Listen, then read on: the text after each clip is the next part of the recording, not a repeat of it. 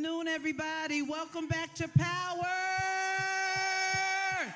Come on, put your hands on it. Power.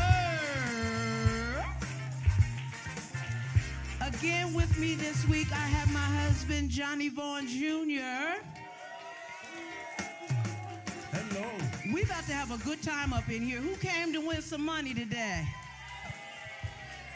Did you enjoy your lunch, everybody?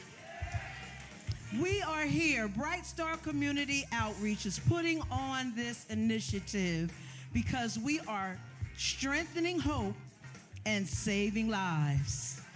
This particular event every week is for the unemployed, those who are not working right now. Right. They're in between jobs right now. Right. Those who are underemployed, who are working a job and you know you need to be working somewhere else, but you just got to get some money in the house. We're here for you, and we're here for our seniors. Put it together for our seniors. Yeah. We love you so much. We really do, and we're glad that you could be here. And we got some people. I'm gonna let you talk to the people. You gonna let me talk to them? You go ahead and talk to Thank them. you. Talk Listen, to can them. y'all do me a favor? If you have a phone and it's on ringer, can you please just turn it to vibrate? We don't want it going off while the guests are up. All right. If you don't know how to work your phone, raise your hand. If you don't know how to work, it's okay. It's okay. You don't know how to work it. We're here for you. If you raise your hand, one of the workers will help you turn your phone. Amen. Right? That's what we'll do today. All right. What's next, huh? We want everybody, if you have not already, now we've been here for over a month, and if you have not liked our page and you've been in this house week after week, we want you to take the time right now to go to Facebook and like and share our page. If you have a YouTube page, like and share that too. And you can have your people know more about what we're doing in the community, right? That's right. what we want. Can I do something? My wife calls me Petty LaBelle. So I'm a little petty. So can we make the online viewers a little jealous? Let's make them jealous by putting our hands together and making some noise. They should be here. They're not jealous right now. Come on. Come on, let's make them jealous. Yeah. They should be here right now. They should be here. Somebody turn to a camera and say, you should be here. You should be here. So since they're not here, we want you online to like and share, spread the word that we are on live right now. I believe in the last couple weeks, we've had over 1,500 views. What? Listen, y'all. 1,500 people watched you for the last 2-3 weeks. I think you ought to give yourself a hand for that. Yeah. All right. Did you enjoy your lunch today? Can you put it together for every staff member who is working hard for you? Yeah. BSCO staff, raise your hands and wave them in the air like you just don't care. There they go. Our community appreciates you. Everywhere. Yeah, I got a gift card to give away today. Oh. Yeah. Who you gonna give it to? So our first gift card is random. It could be anything. It could be anything. Oh, but today we have a birthday in the house, and I want to give our first card to Miss Retha Thomas. Where's she? Yeah, happy birthday, Miss Retha. To you. Clap your hands for Miss Retha. Woo! Yeah, so you can go in the back. Shakira is going to have your gift card ready for you. And that's all we got for now. We'll be back, though. We coming back? We coming back. Absolutely. Enjoy. Listen to this next video and enjoy. I'm excited to share with you an overview of what you'll learn as you view our videos about BSCO. Prior to the pandemic, the Urban Resilience Network pillars have focused on child and family services, mentoring, workforce development, advocacy, and trauma counseling. COVID-19 required us to shift our service delivery. Going forward, our attention is on TNT and CNC. Trauma will scale our work based on the Israeli model that has touched residents with trauma-related services. Training will harness our efforts to bring workforce development, resulting in livable wages to our community. Community conversation and collaboration will strengthen our current collaborative of 70-plus community-based organizations. The focus of the collaborative is creating initiatives and mobilizing efforts to address workforce development, social determinants of health, housing, and education. In addition to these areas, the overall goal of the collaborative is to reduce the effects of trauma and violence in the greater Bronzeville community. Through the work of our collaborative, according to the University of Chicago research, our efforts have translated into a 14% reduction in robberies, a 10% drop in aggravated assaults, and a 17% drop in shootings in the specific catchment area that we serve. Your support of our work will further our outreach and allow us to serve more in the community. It is our hope that you will learn more about our ecosystem of care in our programmatic videos, and that you will partner with us as we endeavor to make meaningful change to the greater Bronzeville community and beyond.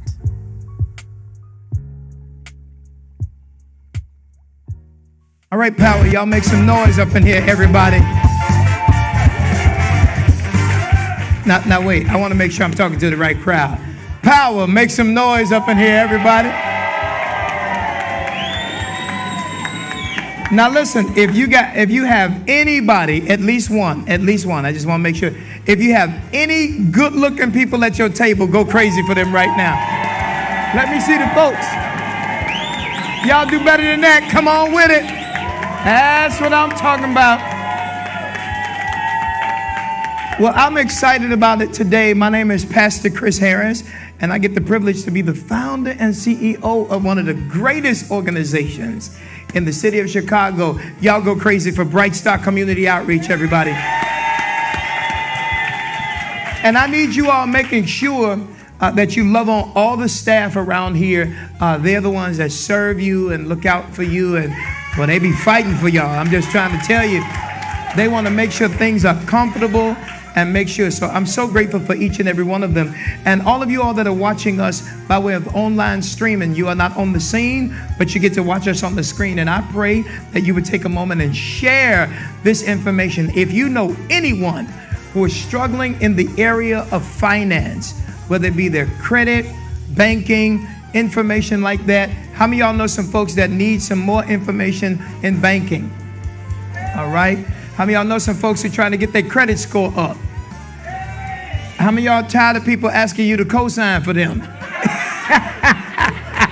This is a good day for you to reach out to them and say, if you get this information, you can change your situation.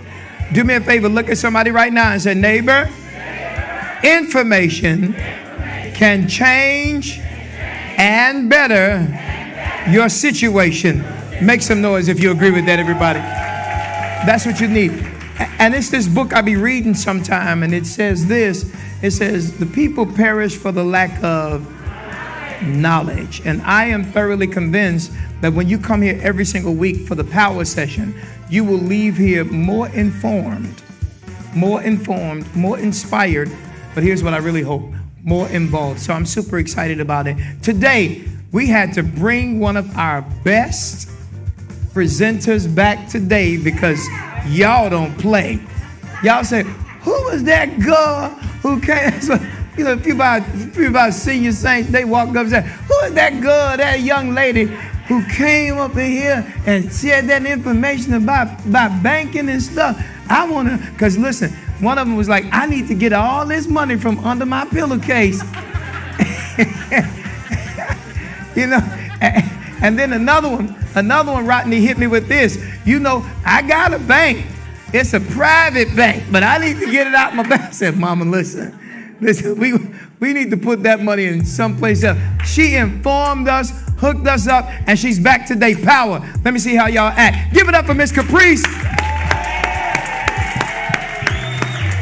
Miss Caprice Lindsay. How you doing, Caprice? Doing just peachy. I love that. See, this is what they love that last time. All this personality. And you all know Caprice. She's the business development officer over at Wintrust Bank. Now you got to act. They're clapping for your bank. That one more time. Wintrust. Y'all give it up for Wintrust. And then behind it, it says AVP. What is AVP? I think I know, but I want you to tell us. Assistant Vice President. Come on with it. All right. Now hold on, Joe, a little bit more here. Now, let me just say this. This is Women's History Month. Now, I want y'all to put some respect on this title. You are the what? Assistant Vice President. Come on with it. Come on. Soon to be vice president and on up from there. I hope our boss ain't watching. But here's the whole point. I'm excited. You blessed us last time and you really informed us in a major, major way. And we have had so many people to ask questions on top of all the things that you shared last time. So you talked about banking, you talked about all those things, but today we want to kind of touch on credit scores, right? And I think it's so important.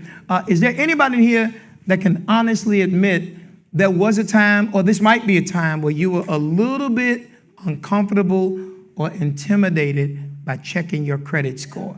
Anybody been there like me? Thank you for your honesty. I definitely have been there many times. I was like, all right, let me try it another way. There were times I ain't check it because I was like, they would be like, what's your credit score? Bad. That's not even a score. Bad is not even a score. But it is a position that your score can be in, right? And so we have to change it. And could you talk to us a little bit about the difference between a credit score and education about a credit report? Sure.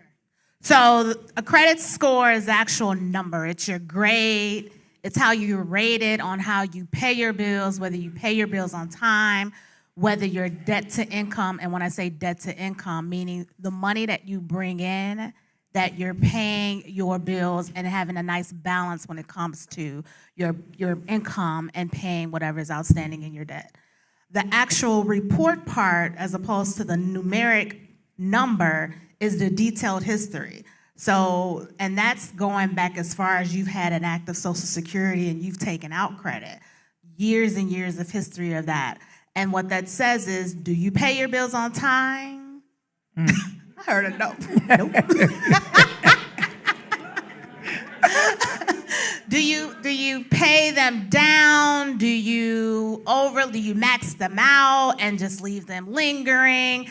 Do you have all of your expenses that are reported to the 3 credit bureaus are on your report, and that's your detailed history of a credit report as opposed to the credit number, which is your grade? Yeah, I think that's important that we understand that. And I'll tell you what intimidated me when I started to check my credit score so I can, first of all, know where it is, what it is, and then figure out how I can get it better. Now, the problem with many of us is we don't check our score until we need to do something, right? And that's the problem, which is why it's often more reactive than proactive, right? Our credit score. And, I always talk about these 3 fellas on Sunday. I like to call it fellas a team, Father, Son, Holy Spirit. I teach about that on Sundays. But it's 3 teams that's watching me when it comes to my credit score, called credit bureaus, right? Experian, TransUnion, and Equifax, right? And I got to get a report from all 3, and I found out that sometimes the score is not the same. Right? They don't always report. So if I'm trying to make sure that I'm straight on all 3, and when I go to a place, if I want to sign up for some credit, I don't know which one they're going to pull. How do I, or what are some steps I can take to keep at least a decent credit score and push to get a good or great credit score? Okay, so there's a couple of things. The first thing I like to tell people is evaluate your income and your budget. See what you have coming in, see what you're paying out, and look at that. And take a real deep dive at what you can cut. And a real good tip on the things that you can cut is something that you can put towards your debt. Easily, all right? Oh, thank you. So wait, don't just cut my debt. Don't just cut your payouts or expenses. Take that money and utilize it to pay down some outstanding debt. So let's say I overspend. I could cut back on some of the money I spend in Starbucks. So I can use some of that money that I'm saving and pay down some of my credit card debt. And when you look at the credit history on the credit bureau, remember, I'm not sure, you can get a free report from the credit bureaus once a year. Take advantage of that. That was not always the case. Take advantage of that free report. Go home, do a homework assignment, and evaluate your history. And task yourself to eliminate one item at a time. It doesn't have to be instantaneously, but ask yourself, how can I tackle this item? How can I lower this credit card? How can I pay off something that's outstanding? So those are just tips. There's no 100% right way of doing it. It's just developing best practices when it comes to managing your credit. Now, there's a big word that I don't think we say enough or use enough, because first of all, even if you don't check your credit score, if you don't do what is necessary to change and improve your credit score, it ain't going nowhere. It's not going to disappear. It's going to be right there, right? And what I found is when I finally checked my credit score, you know what broke my heart? I found out that there were people who got access to my information and applied for things in my name and actually got stuff in my name. Now, I'm not going to tell you if it was a family member or not. I'm just going to tell you it was somebody close to me who borrowed my information that was accessible to them without my permission. And I'm sitting up there like, how in the world? Come on now, listen. How in the world? I didn't say that. That's too nice. I was like, how in the H-E double hockey sticks did somebody have the audacity to use my information? And people will do that. And so that's one reason why we should make sure we check our credit score just to be sure that nobody's abusing our information. Y'all ought to clap on that now. Listen, you got to check. Can I just add to that? Please. You can also freeze your credit. If you're not using it or if you're not planning to take credit out, it's free to put a temporary block on it, which kind of gives you a little bit of comfort zone for those not so friendly family members that like to take stuff that don't belong to them. That's right. So keep that in mind too. If you don't plan on taking out credit, just put a little block on it, and then that way anyone that tries to use your information illegally, then they'll be notified. You'll be notified. Yeah, I do that now. I added that, and it gives you a notification.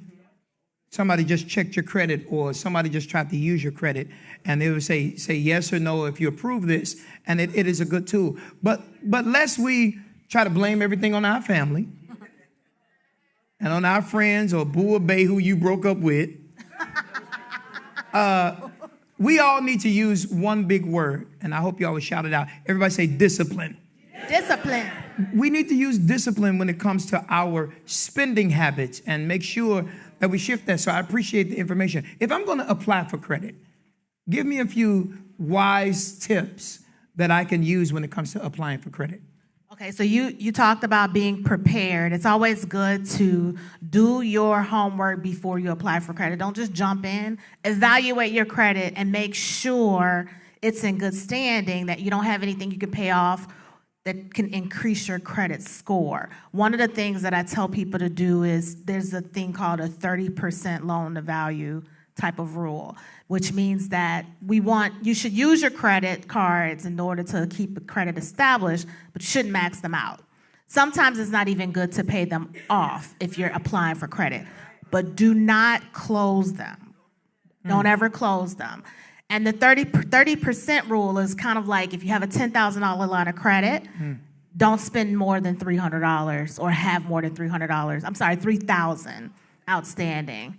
I mean, we get it. Sometimes you need that 10, but keep in mind you want to keep it down under that 30% threshold. So, you know, a lot of times we feel like we're helping our family members or we're helping our children or helping our loved ones by co-signing for them. Can I tell you something? You'd really be helping them by sending them this information we're giving you right now, right? You all ought to be tagging people right now on this show. And those of you all who are watching us on the screen, you're not necessarily on the scene, but let me tell you something. You can actually assist somebody right now.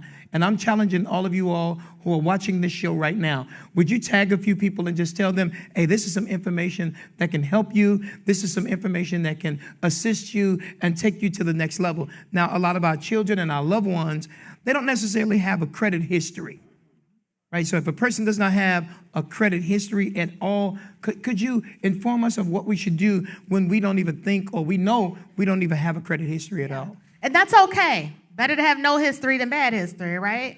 Yeah. But the thing about no history is that you can do things to begin to establish credit. You know you won't get approved because you don't have anything, but there's a thing called a secured credit card. And what that is you set money aside, $500, $3,000, whatever the dollar amount may be. You put that $300 gets locked up or reserved as your collateral. Yes. Because you technically don't have credit, which means that nobody's going to approve you for credit. But if you have the cash collateral, then the credit card company will pre-approve you based on that cash and that they have that money set to the side as collateral used in case you don't pay it back. Those are things that I teach, especially college kids coming right out of school, getting first jobs. Take a couple $100s and open up a secure credit card. Typically, after a year or so, you can then reapply if you've shown that you pay your credit card bill on time and haven't abused it, and then that's when the credit card companies typically reevaluate your history and say, hey, let's start giving this person some credit without the secured part attached to it. Yeah, I appreciate this very, very much. And I'm asking our staff, Terry and Sylvia, if you all can get the list of our funders who are helping us and supporting us. I want to acknowledge them because we have some funders who have given us financial support in the area of financial literacy. Would y'all clap for all of our sponsors and our funders? Come on. And I can start calling some of those names: Northwestern Medicine, University of Chicago Medicine, the United Way of Metropolitan Chicago. Many of these folks are helping us. The Joyce Foundation, who was with us on last week, and I'm super duper grateful for these funders who are giving us support to support this power session and bringing this kind of information to bear. Now, for somebody who has experienced poor credit, I want to encourage all of you all, whether you're on the scene or watching on the screen, don't you ever give up right before you get up. Don't you do that. Don't you say, well, my credit is bad, it's going to always be bad. No, it probably will if you think that way and if you choose to do nothing. No, it is never, ever too late for you to start over. It's never, ever too late for us to push reset, right? And to get to that next level. Elbow somebody right now. Tell them, don't give up. Don't give up. Come on, elbow. Come on, look them in the eye. Point to them and say, don't you dare give up. Don't you give up. It is not too late. That's right. I'm never too late. So if I'm feeling discouraged, if I'm feeling like, I'm on the sunset of my life, ain't no sense in fixing it, how would you advise me if I was sitting at your desk, at your bank, which I do sit at your desk, at your bank. Y'all, this is my banker. All right. So Caprice, listen, she's one of the folks who helped me and give me knowledge. How would you advise me? Just what you said. Don't get discouraged. Let go, let God. I'm not saying don't do anything, but believe in the process. Believe in yourself. Believe that nobody's perfect at this, right? Some people spend decades trying to fix their credit. Then it goes back to being bad again because they've lost the job or they needed the money. They needed to bury somebody. Things happen. It's called life. Just trust the process and use people like myself and people in the community and your resources to help you. Nobody's ever too good to. I always ask for help every day. I'm always learning every day. The minute that I know everything, I'm obviously doing something wrong and I need to be doing something different. Okay. So I'm here to tell you, don't get discouraged. It is never too late to repair your credit and get your money together, period. Yeah, that's right.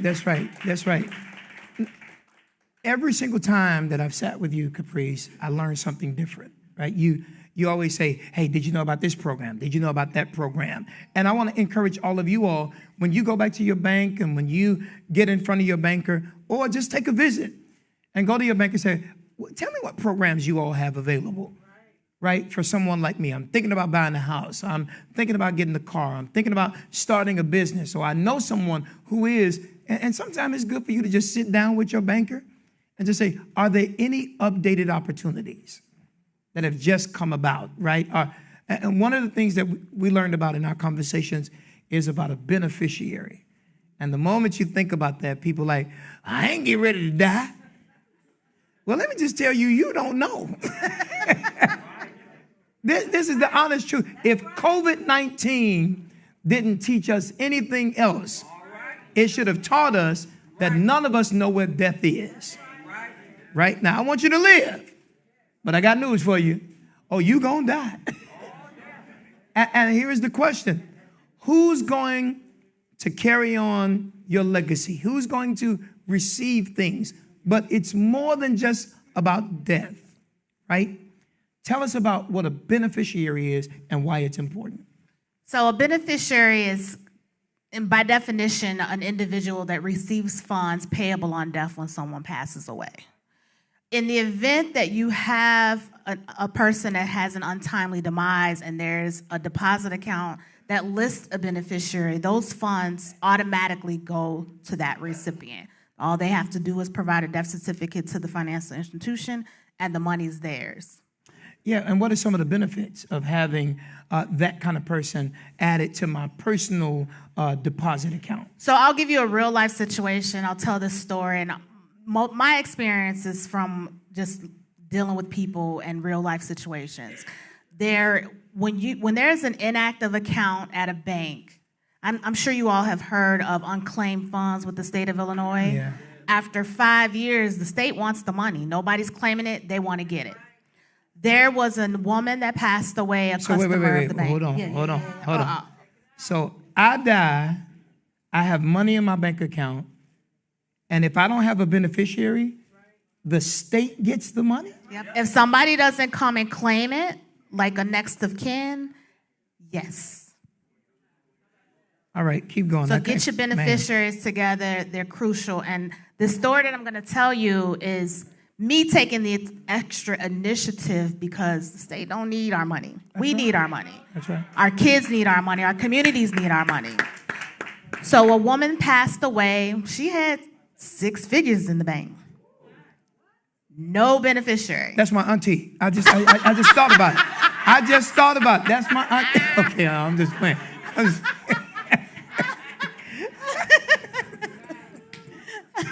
And it sat there for 5 years.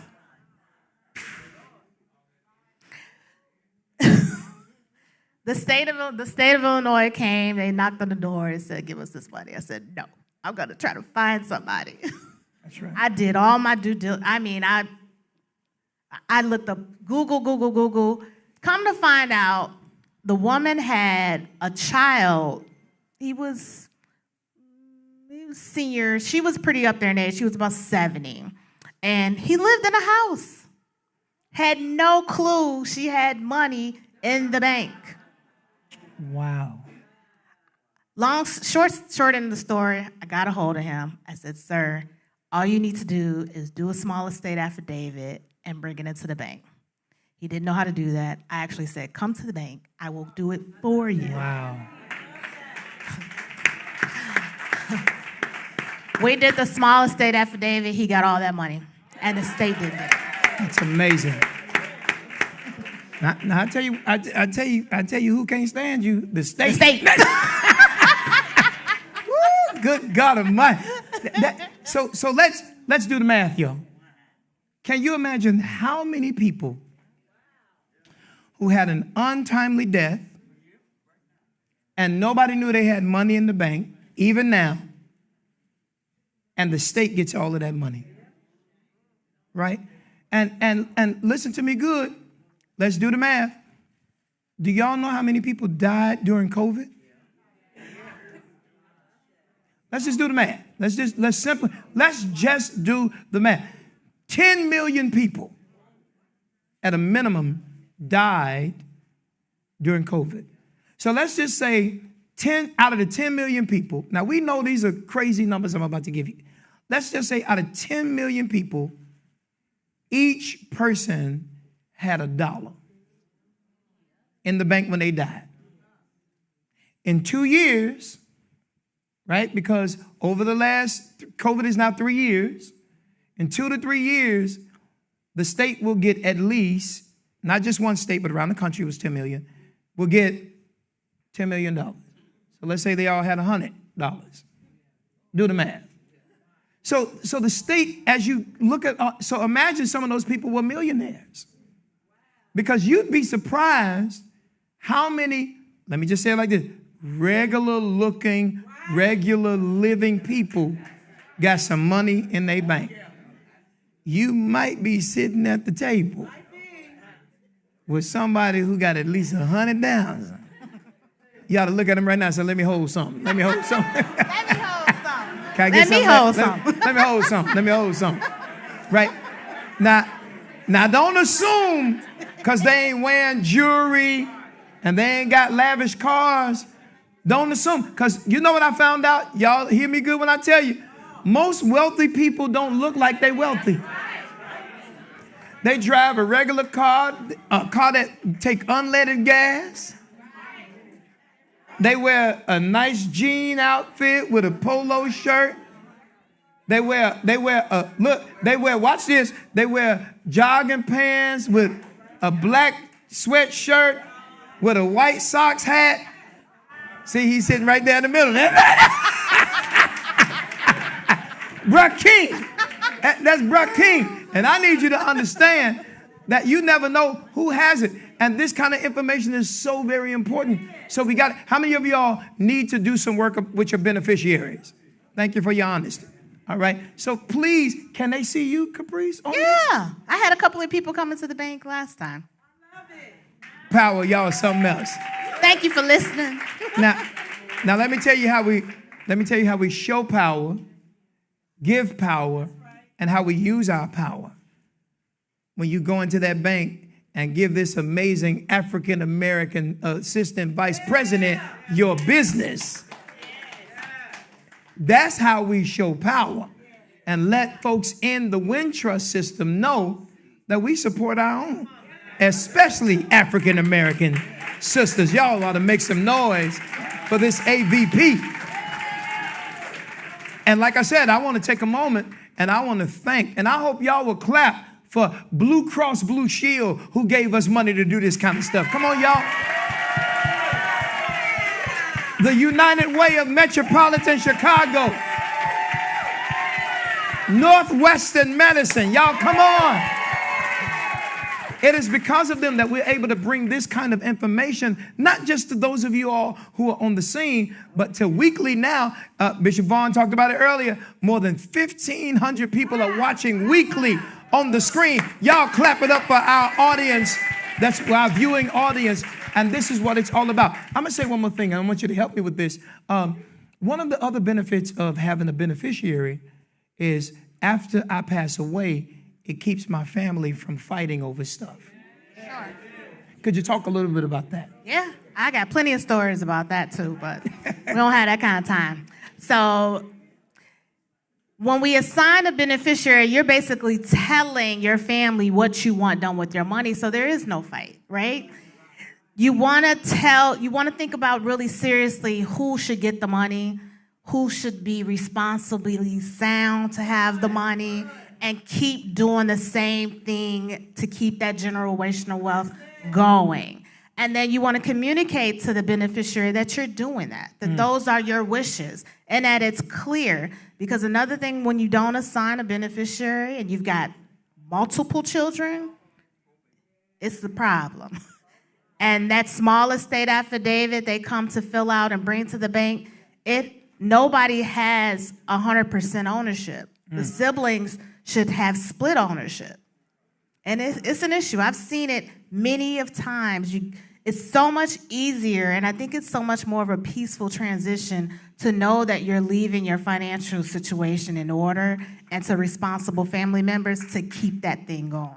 It's interesting because, as a pastor, as a faith leader, people don't just go to court. They don't just go to the lawyers. They come to the pastor and say, my family is fighting. And a lot of times it doesn't, the parents, those who want to leave or need a beneficiary, it's not always that this becomes a problem after they die. A lot of times that person don't know who to give it to or leave it to while they're trying to plan, right? And a lot of times, let me just say this to all of us, if you don't want your children fighting, you be responsible. You set up a plan before you die. And guess what? They don't even have to know. You can put it in a will and leave it in the hands of somebody that you trust, or at the bank. Can't I tell you, hey, if in the situation where it's my untimely demise, can't I tell you who I want you to contact on my behalf? Absolutely. How does that work? So some banks will do, I do that. So I have some of my clients that have given me lists and contact information of their beneficiaries because they haven't necessarily been okay with telling them that they're beneficiaries just yet. But if you don't tell them, or if you have not worked out with the bank to communicate, then they won't know. So you have to tell them ahead of time that they are going to be beneficiary recipients. You can also leave your money to an institution. You can leave your money to a church. You can leave your money Glory to God. I'm sorry. Yeah, I got it. I'm sorry. I got it. I'm back. I'm sorry. Because if you can give money while you're alive, you can certainly still give when you're gone. Now listen, y'all laughing, but the truth is that's how many of the institutions actually survive, right? And they're still here because you know what they call it in the black neighborhood? Old money. As they call it, that church got that old money. And what they mean by old money is two things. Number one, those who are older, who still understand the necessity to take care of the house of worship, the faith institution. And they also call old money, not just old people or seasoned people. Old money is also somebody who's gone, used to be a member of old, and they are still present with their present of their financial gifts. Some of them call them endowments and things like that. So you can leave it to houses of worship. What other organizations? Nonprofits, cancer research societies, hospitals, schools. I'm big on nonprofits, especially with youth involved. They need the money. That's right. They really, really need the money. I mean, it's a lot of organizations that need it, but there's disparities when it comes to our children. So I think that they should be priority. They're the future. Now listen, they taught me this, and bring me this right here. I want to tell you something. They say it's a mighty poor dog don't wag his own tail. I would like you to know that I get the privilege to lead 4 nonprofits that do amazing work in our community. Bright Star Church Chicago, go to our website. St. James Ministries Church Chicago, go to that website. Bright Star Community Outreach, because if you don't want to give it to a house of worship, you can certainly be a blessing to Bright Star Community Outreach. We do all of that violence prevention work. And what we're doing right now is Bright Star Community Outreach. And now another nonprofit, Bright Star Community Development Corporation, because we get ready to do housing in our community and do economic development. So that's where the Turn Center will sit. So I'm extremely excited about that. So it's nice that we can leave something to organizations that are doing something. That's really what it's all about. Now, so again, I'm asking all of you all, make sure that before you leave here, get Capri's card. Go spend some time and sit with her and say, I want to get this together. And don't say, oh, all I got is $1,000. Leave it to somebody, right? Other than the state. Leave it to somebody, because somebody will appreciate and use your $1,000. Because if you don't want to leave it to a cousin, leave it to a cause. You hear what I'm saying? And I just want to add one more thing with that. With untimely demises, just from my experiences, sometimes people don't have their plans of burial in place either. So with having a beneficiary assigned, you can also leave instructions about your burial plans. If you don't, and these individuals have to go through the process of getting a small estate affidavit, that takes more time. And when you have to bury somebody, the funeral home wants their money right away. So you have to do that and set it up in advance. Yeah.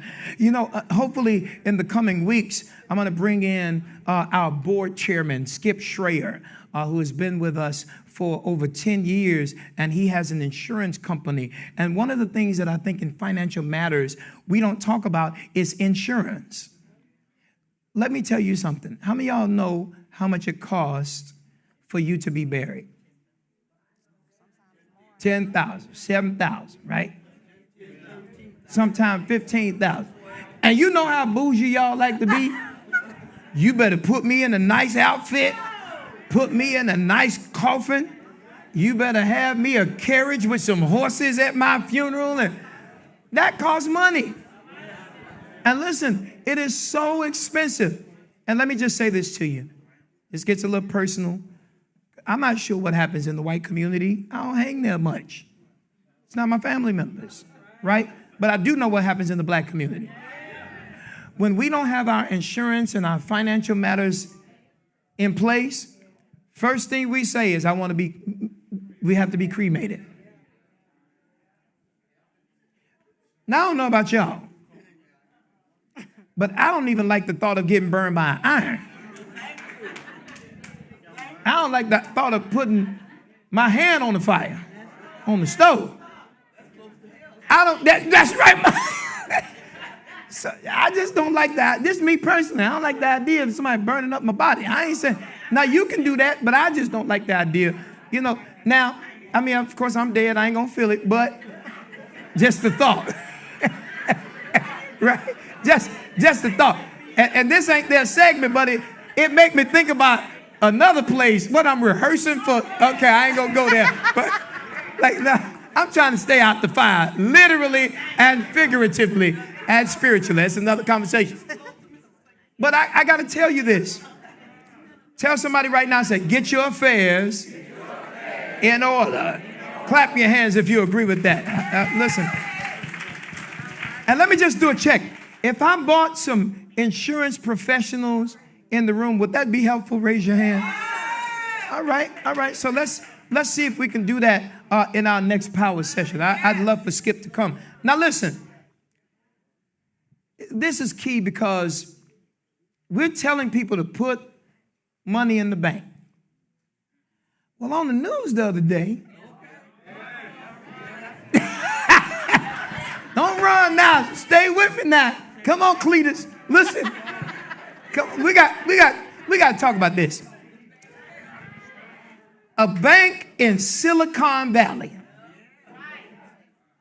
went down. And what I notice is a pattern. When one goes down, it affects a lot of other ones. Right? And I know sometimes the government try to jump in and bail out. Now, Lord, don't you wish you can get a bailout? Well, we kind of did during COVID, but we ain't got to talk about that right now. Them PPP loans and them checks they was sending. Now listen. How can we be sure, Caprice, that our money is safe in the bank? Because for some people, it was doing good in the pillowcase, especially if you lock your door where your kids are there. Under the mattress, it's been safe, but it really ain't safe, right? So either one is taking a chance, but I would like to know, is it safer in a bank? And when I put my money in the bank, is it safe, especially in these situations? Absolutely. Your money in under your mattress, under your pillowcase at home, if your house catches on fire, that money gone. Gone. There's no bank recovery plan to help you with your money that you keep at home.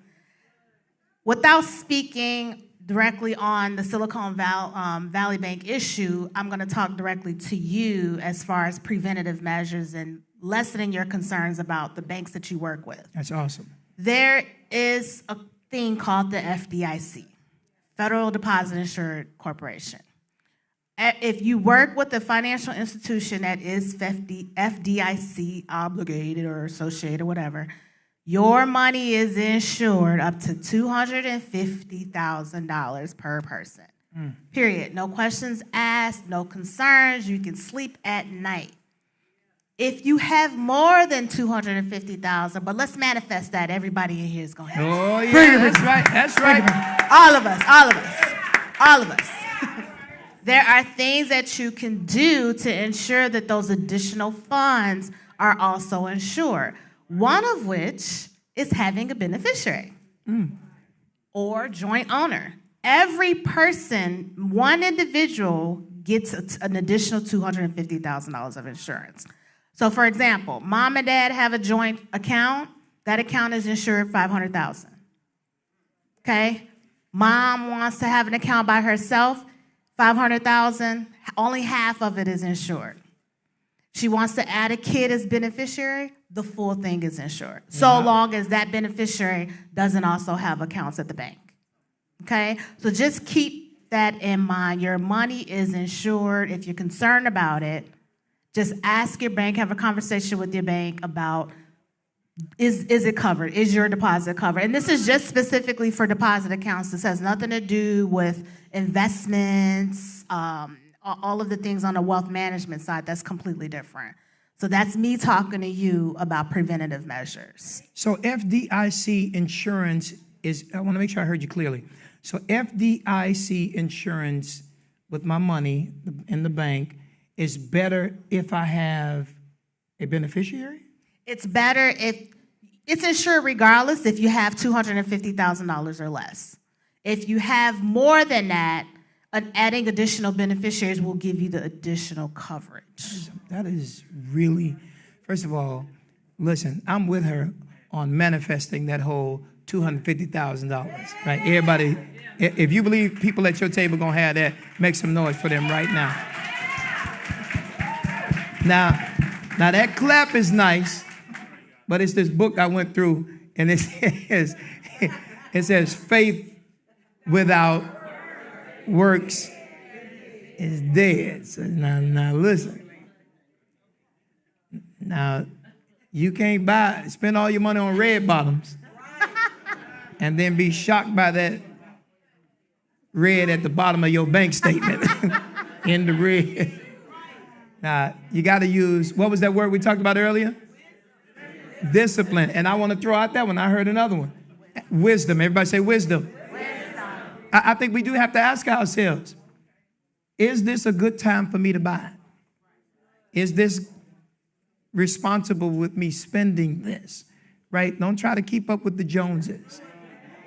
Right? Don't try to keep up with you don't have to impress. Listen, a lot of times we go into debt trying to impress people who ain't gonna like us in the first place. Right? That's ridiculous, right? You don't have to. You look good in them old clothes. Come on now. You look just as good. You take listen, you get them old clothes out, put some Febreze on it, put that handkerchief over it, and iron it to keep it from shining. I'm telling you, I'm old school. She said, Mother Harrington said, put it in the dryer. Let it. I know that's right. Now we get ready to close. How can folks, Caprice, reach you? What? So I can be reached at clindsay at hydeparkbank.net. I have plenty of my literature over at the back table. If you want to take some home, I know you won't remember that. But I am reachable actually by email 24/7. I read my email all the time. Feel free to come into the bank, meet my team, have a conversation. And go back home and have conversations at the dinner table about this stuff. Yeah. Talk to your children. Talk to your uncles, your aunts. Talk to your parents. Have conversations about money. Have conversations about funerals. Unfortunately, there's no avoiding it. We all got to go. But the better we prepare, the better it will end up being, okay? I want to challenge everybody. I want to challenge everybody in the room. You know, I like to give you a challenge. I want to challenge you to have an M3 session with your family. Now, what is an M3 session? A money matters meal, all right? I want you to have a dinner, have a lunch, and just talk about money, right? Whether you have it or not, talk about money. And make sure that we share this information with the next generation, right? And I'll commit to do that, right? Especially with my children. And I'm going to have to make sure I prepare them to be, a good beneficiary. What would you tell me to tell my children, right? Some of them in the room right now, so they'll get a chance to learn that. But I want to tell my grandson, I want to tell my great-grandchildren, because I believe I'm going to live a long time. And I want to make sure. And it's this book that I be preaching and teaching out of. It says something that I really believe in. It says, a good man leaves an inheritance, watch this, to his children's children. It didn't say his children. It said to his children's children. So, of course, you'll leave something to your children, but it ought to be such an important thing till I got a grandson. His name is Sebastian. I ought to be making sure I set him up right now. A lot of times when I'm traveling around and I'm preaching, and sometimes the Lord leads me. I'll say that. The Lord leads me to sow. And when I sow into people, especially to young people, I don't just give them money. I open up a bank account in their name so that the seed that I sow, I hope that them working and their parents will water those seeds and put more money in that bank account. And here's what I tell them. Some of them don't like this, but I tell them you can't spend this money until you get in college. Because some of their parents take the money intended for the child and go out twerking, go out shopping, go out partying, and go, no, mama, this ain't for you. This is for your child and for their future. So if I want to prepare my children, what should I tell them as it relates to being a good beneficiary? So not just preparing them for your financial situation and leaving them money, but teaching them best practices so they do the same thing. That's awesome.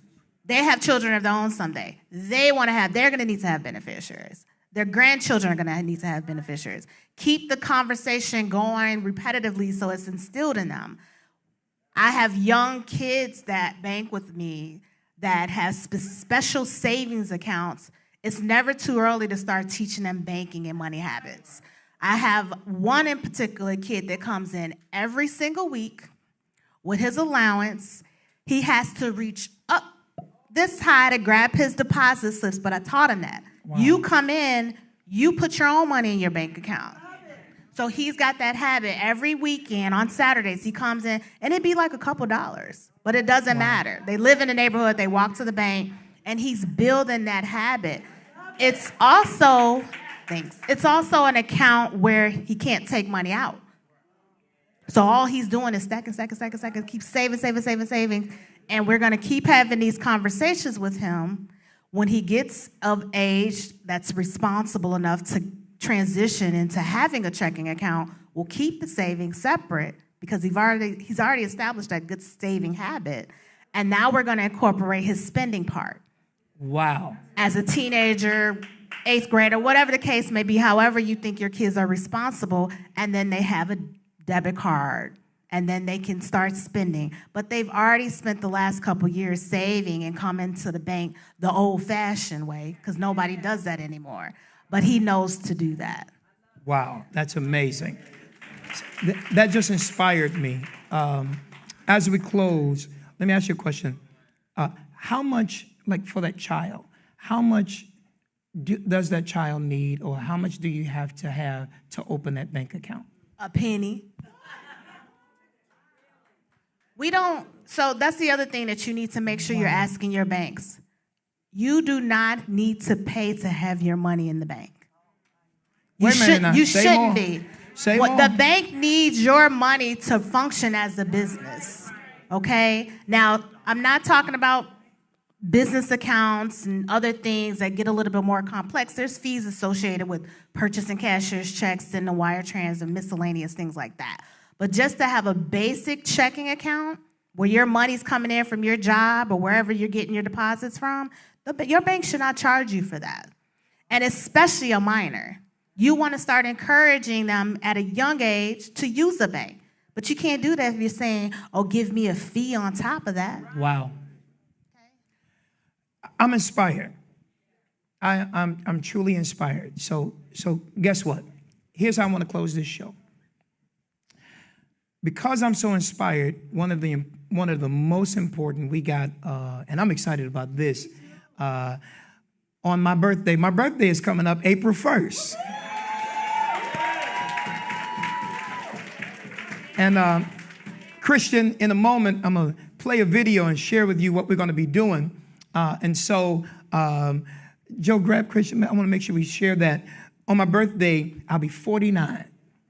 And for my birthday on April 1st, this is not an April Fool's joke. That's when I was born, April Fool's Day. For my 49th birthday, I've partnered with a company, and I'm going to be giving out 4,900, that's 4,900 brand new free Android tablets for my birthday, for those who are eligible. And here's the beautiful part about it, is this company, Moolah Mobile, which is a black-owned, African-American-owned company. Every person who gets the tablet, they will also not only get the tablet free, it's like an iPad, it's the Android version, they also give free internet for a whole year. Wow. It's amazing. Now, some of y'all in the room are eligible. All you got to do is sign up, and we'll share that in a minute. And so I'm excited about that. I'm so excited about it, and I'm inspired by what you just said, and we're going to pass that out. That's starting our Holy Week. So April 1st, and then we have Holy Week, Palm Sunday, all the way through to Easter Sunday. So here's what I'm going to do. Every parent who brings their child to be with us on Easter Sunday, I'm going to open up a bank account for every child.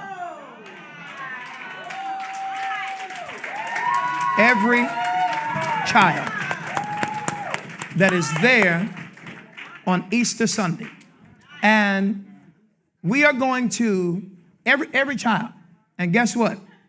Guess whose bank we're going to open up all those accounts at? The assistant vice president at Wintrust Bank. So I'm excited about that. And we're going to open it up with $10 each. $10 and I'm going to match your $10. What? Power, y'all ought to be going crazy. Let me say it again. Power, y'all ought to be going crazy. So wait. So Caprice, Chris and Caprice, C&C Incorporated. So on Easter Sunday, we're going to open up a bank account for every child at your bank with $20. Y'all ought to be going crazy now. Come on. Now, this is what it's all about. And I'm proud of the information that we have learned today. I got to tell y'all, this is what it's really all about. Making sure that we bring information and inspiration to the power session. I'm asking everybody, she didn't just give us information today. She's sowing into the future. Standing ovation for Miss Caprice Lindsay at the Wintrust Bank. Y'all, come on. This is what it's all about. Y'all do better than that. Come on, come on. I'm excited to have real partners like this. And so on Easter Sunday this year, we're moving, by the way, because some of y'all, we're moving on. We've outgrown this facility, and we're going to be having Bright Stars St. James Church, who partner with us for these power sessions. We're going to be moving over to Kenwood High School. starting the first Sunday in April. And so I'm really, really excited about this. And we get ready to go to a commercial talking about those wonderful, wonderful Android tablets that we're going to be giving away. But I'm asking all of you all, if you want more information about Wintrust, if you want more information about all of these things about beneficiaries and financial literacy and open up a bank account, I will tell you, if I trust her as my banker, certainly you can trust her as your banker. One more time, give it up for Miss Caprice. Lindsay, come on, make some noise for everybody.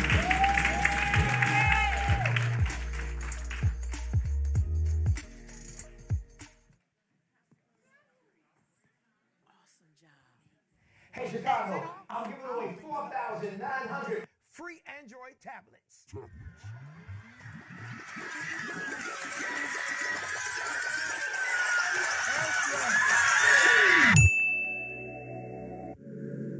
I'm Pastor Chris Harris, and I'm super excited to partner with Moolah Mobile. Listen to me good. The digital divide is still real, and many people still struggle to have access to the internet. And so we are really looking forward. On my 49th birthday, I wanted to give.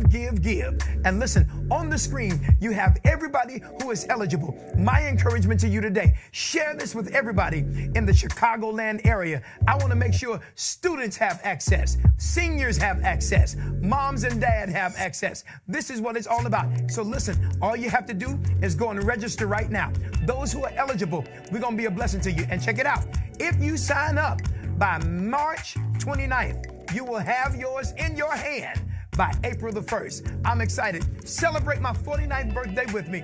Go to our website and share this with everybody that you can, that we're giving access to great free tablets and the internet. And there's some other great things that are happening. Go to the website, sign up today, and on April 1st, it's my 49th birthday, and we're giving away 4,900 free Android tablets. Sign up today. I want to be a blessing on my day of celebration.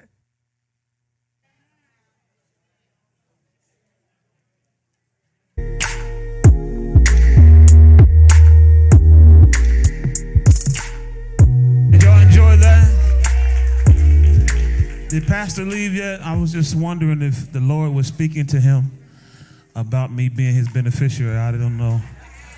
Because I know he got way more than $250,000 now.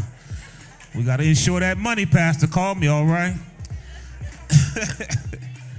Let's thank God again for Blue Cross Blue Shield as one of our sponsors, United Way of Metro Chicago, and Northwestern Medicine. Are y'all happy about that free giveaway? Man, I need one of those things. I got to get eligible for one of those. You can get me one of those with your influence around here? Hey, listen, I got to get in line just like everybody else. All right. What's next, huh?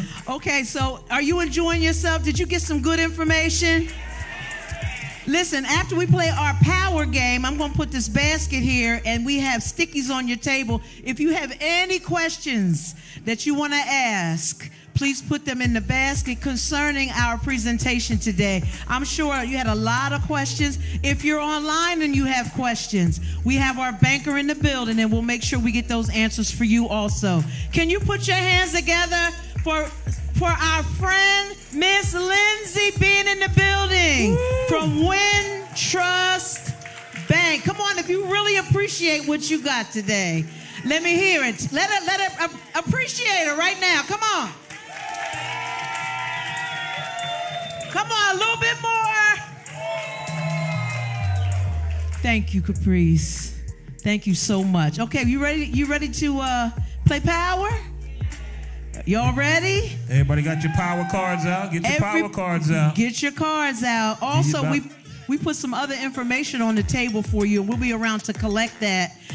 Referral cards, because we want you to tell your friends, everybody, they're missing out. We need you to refer some people so that we can keep this going. Also, if there's some sessions that you would like to know more information about, we have those slips of paper that our staff will be around to collect also. Please, if you don't see what you would like to do, fill it in. I want to learn about sewing. I want to learn about credit. I want to learn about whatever it is. If you don't see it on the list, Put it on there. Right. Does everybody have a power card? Not yet. All right. We're going to wait for you. We want to make sure that you get a power card before we start this game. Okay. Everybody has a pen. If you're ready to play, is Christiana coming on?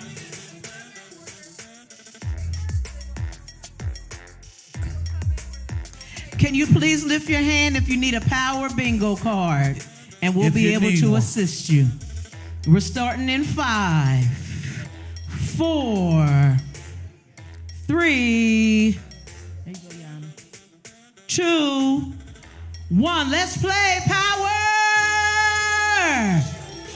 Woo! Put your hands together for Yana. You people trying to win some money. Eh? Hi, Yana. They want some money.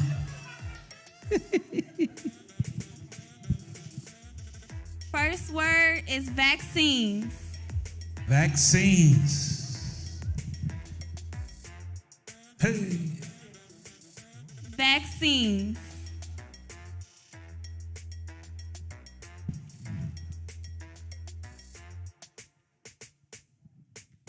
Second word is social determinants of health.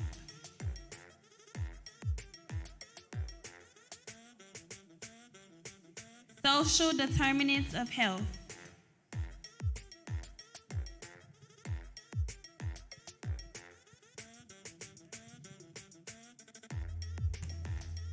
Next, we have savings. Savings. I just want to say something about our DJs up there. Joe and Christian, y'all rocking the house. Just a little bit more. Let me get it just a little bit louder. I'm feeling.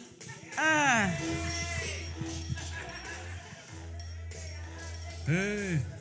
Next word is community. Community. Oh.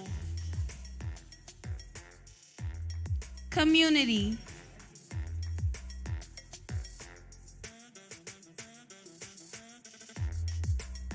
Next word is tax. Tax. Tax. Hey.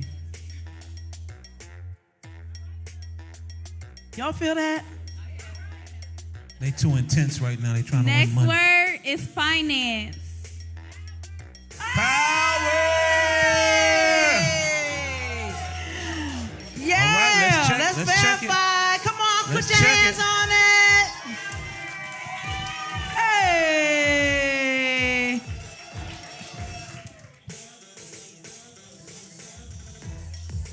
That's all of them. Come on, clap it up, clap it up, clap it up. Go see Shakira. She'll give you your card. What's your name? What's your name?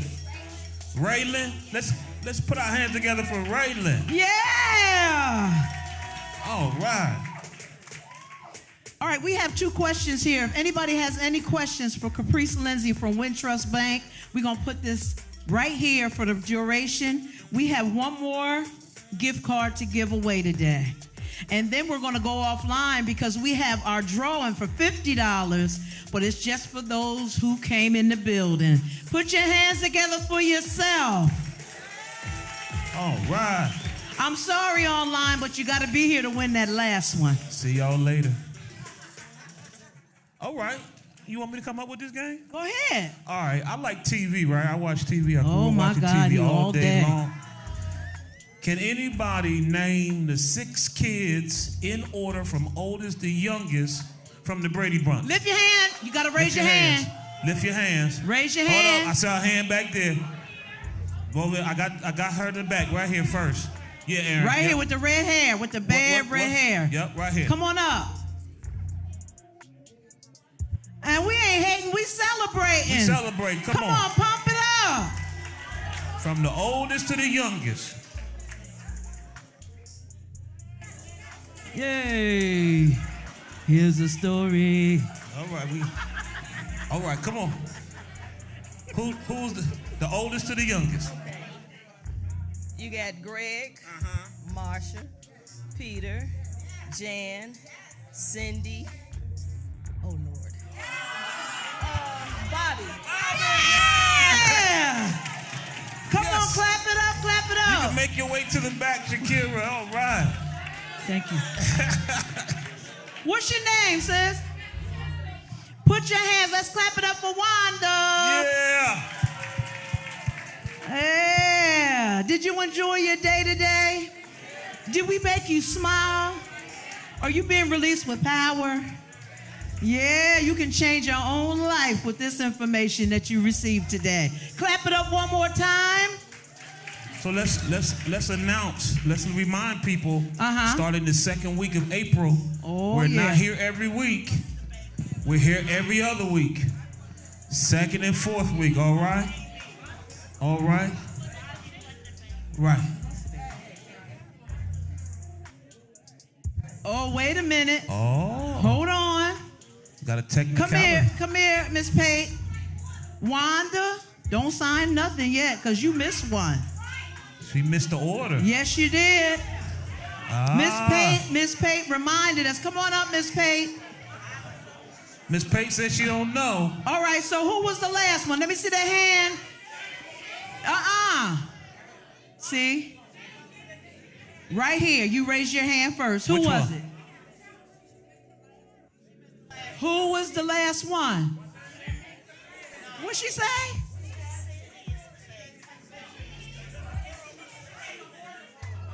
Did got she the have order Cindy? wrong. She All got right, okay. You said in order? I said in order. Yeah, I did say in order. All right, so Who's the second person Come had here. their hand up? come here. This Come young here. lady right here. Come here. Well, she know the answer now. You Come done on, told sis. everything. All Hold right, I got a on. different question for you then. I got a different question. Different question. What was the name of the housekeeper? Alice. All right, you win. Go ahead.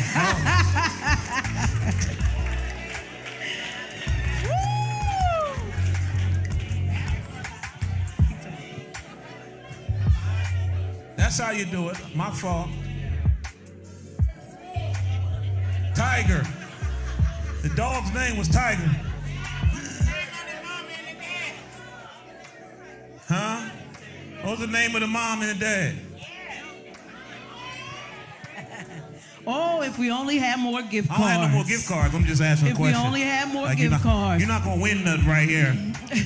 We have one more video to show you. Please stay tuned. And when you hear the information, clap it up for our presenters. Come on, we got some more information for you. According to a recent Accenture report, a skills gap exists as there's a disparity between supply and demand of skilled job seekers. BSCO facilitates and implements trainings and programs that reskill and upskill participants for potential job shifts in employment and connects them to sectors in high demand that will provide livable wages. In order to maintain a reasonable standard of living and be able to save money, our department works diligently to connect Greater Bronzeville job seekers to stable, well-paying employment. The United Way of Metropolitan Chicago selected BSCO as the lead agency for the Greater Bronzeville Neighborhood Network. Here's our goal: 5,000 residents ages 16 to 55 with jobs that contribute to household sustainability by 2027. Even in a pandemic, our network has placed 4,193 residents in household sustaining jobs. At this pace, we will nearly double our goal by 2027. Since 2019, we have provided financial literacy coaching, training, or a combination of both of the two for over 950 participants. In the first 4 months, participants saw an increase in their credit score of nearly 69 points, a decrease in their debt of $1,000, and an increase in their savings of $100. Our client base expressed a desire for tools to create a job, especially those who have been previously affected by the criminal justice system.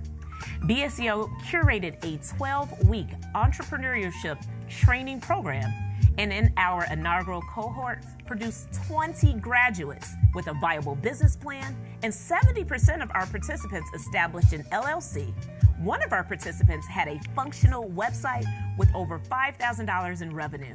And each participant received financial literacy guidance in areas like personal credit, business credit, and retail banking services for businesses. We're extremely proud of these future Black business owners. Chicago Public Schools tapped us to lead the Safe Passage program, covering 8 Bronzeville schools, ensuring 3,000 students can travel to and from school safely. And as a result of the success, City Hall gave us an opportunity to recruit, train, and deploy business corridor ambassadors, creating a visible and welcoming presence in our neighborhood commercial centers and business corridors for residents and visitors. We believe that creating a strategy to address workforce development is an important component of our work under the T&T CNC model. Businesses have the demand, our community has the supply, and BSCO is here to move our residents from community to opportunity. Put up one more time for BSCO and Power. Did you enjoy your afternoon? We enjoyed having you here with us. And right now, because you're in the building, you are eligible to win $50 gift card if we draw your number. But guess what? Everybody online, we about to say bye-bye to you. We are done filming for today. Can you clap it up for all of our online guests? We'll see you next week. Please like and share. Go to our webpage, brightstarcommunityoutreach.com.